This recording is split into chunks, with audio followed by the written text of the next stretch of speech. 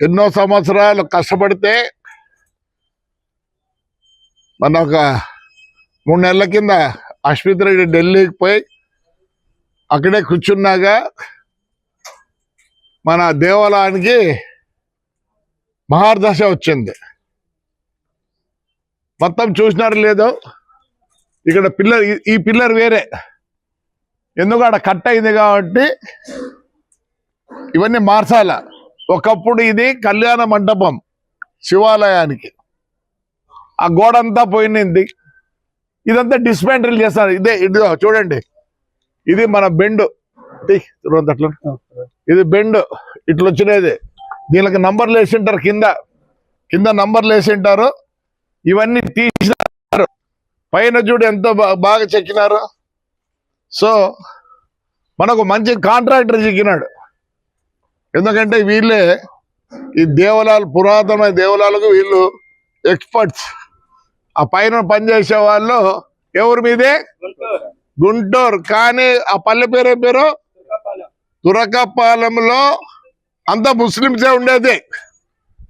వాళ్ళు తప్పనిచ్చి ఈ పని చేసేదానికి ఎవరు లేరు. మన ఎవరు పుణ్యాత్ముడు వచ్చినాడంట, తురుకోలు పని చేయకూడదని, రా నువ్వు వచ్చి పని చేపిస్తురా. ఈసారికి వీటికి వచ్చి తురుకోలు బరకోలు అన్నారంటే ఈ విమానం మోదిస్తారు. ఎంతో మహాదశ.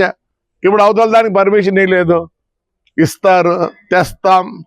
మొత్తం శివాలయమే కాదు, మన వెంకట చింతనగర స్వామి, ఆలూరు కోన, పొప్పూరు, లక్ష్మీ నరసింహస్వామి టెంపుల్, యాడికి అన్నీ మళ్ళీ ఒకసారి సెటరైట్ చేస్తాం. ఇది పడిపోయి దగ్గర 6 సంవత్సరాలే, పట్టించుకునే నాథుడే లేడు. ఏదో దయచేసి సెంట్రల్ ఆర్కియాలజీ డిపార్ట్మెంట్ అంత ఈజీగా ఇట్లా తీయదు.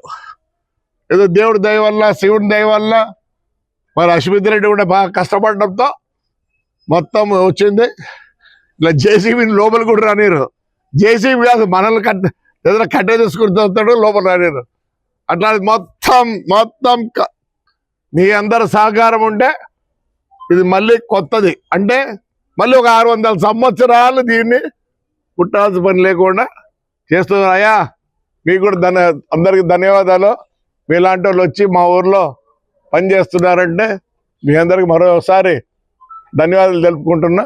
అట్లా మా కాంట్రాక్టర్ కూడా పాపం రాత్రి బౌలు ఈడేడు పని చేస్తున్నాడు. రైట్ అమ్మా, థ్యాంక్ యూ.